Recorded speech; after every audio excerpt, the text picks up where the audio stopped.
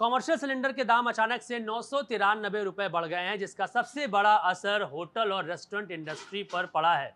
अब कैसे उनका आगे व्यापार चलेगा, ये जानने के लिए फिलहाल एक बड़े होटल में हम पहुंचे हैं, जहां के किचन में हम मौजूद हैं। आप देख लीजिए यहाँ पर ये भट्टी जो है गैस की कितनी तेज जल रही है, लेकिन ये कब तक चलेगी ये भगवान जाने। अभी तो इनके पास सिलेंडर है, गैस है, और ये जो पकवान बनाए गए हैं सुबह के समय, लेकिन ये आगे कब तक रहेंगे। देखिए, ये हम दिखाना चाहेंगे, यहाँ पर हमारे कैमरा पर्सन दिखाएं।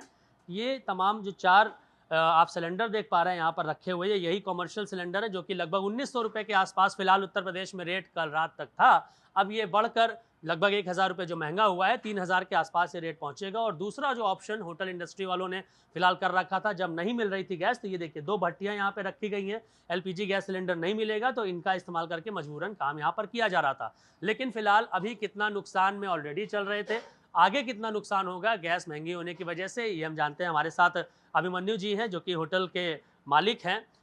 सर, अभी तो मिल ही नहीं रहा था पहले गैस सिलेंडर, आप लोगों को अपना काम धंधा ठप करना पड़ा।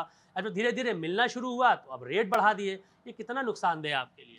ये हम लोग के लिए बहुत नुकसानदेह है। इसमें पहले तो जब अवेलेबिलिटी नहीं थी तो हम लोग को काफ़ी डिपार्टमेंट बंद करने पड़े, और उसके बाद सब हम लोग को सारा काम तंदूर पे शिफ्ट, भट्टी पे शिफ्ट करना पड़ गया। और अब लास्ट मंथ अप्रैल से हम लोग को जब मिलना शुरू हुए तो उसमें भी हम लोग को एक कोटा अलॉट हो गया कि अगर आपका 100 सिलेंडर का कंजम्पशन है तो आपको 10 सिलेंडर मिलेंगे। तो ये भी एक चैलेंज था कि जहाँ 100 की खपत थी वहाँ पे हमको सिर्फ 10 से काम चलाना पड़ रहा है। तो ये एक बहुत बड़ा चैलेंज था।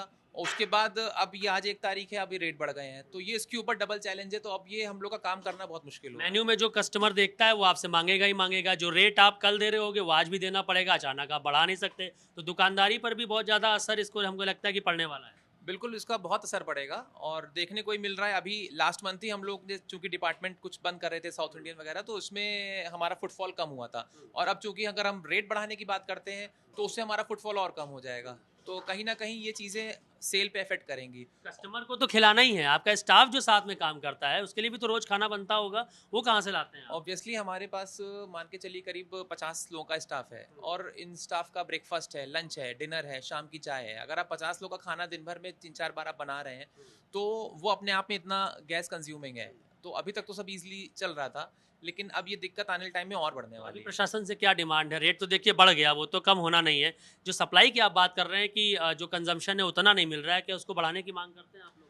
नहीं, बिल्कुल। अगर चूंकि वेडिंग सीजन भी चल रहा है और आने वाले टाइम में अब ये बड़े मंगल का भंडारे वगैरह भी शुरू हो रहे हैं, तो इसमें भी जो है हम लोग को यही गवर्नमेंट से है कि जो कोटा है हम लोग का वो बढ़ाया जाए, और कोशिश करें कि जितना हो सके रेट को भी कंट्रोल में ही रखा जाए, जिससे सब लोग सर्वाइव कर सकें। देखिए, रेट तो बढ़ा दिए गए अचानक से, अब तो उसका पैसा देना ही पड़ेगा बढ़ा हुआ। लेकिन होटल इंडस्ट्री और रेस्टोरेंट इंडस्ट्री वालों की मांग ये है कि कम से कम जो उनका कोटा है उसको बढ़ा दिया जाए। कम से कम जो उनका व्यापार धीरे धीरे ही चल रहा है, चलता रहे, अचानक से बंद ना हो।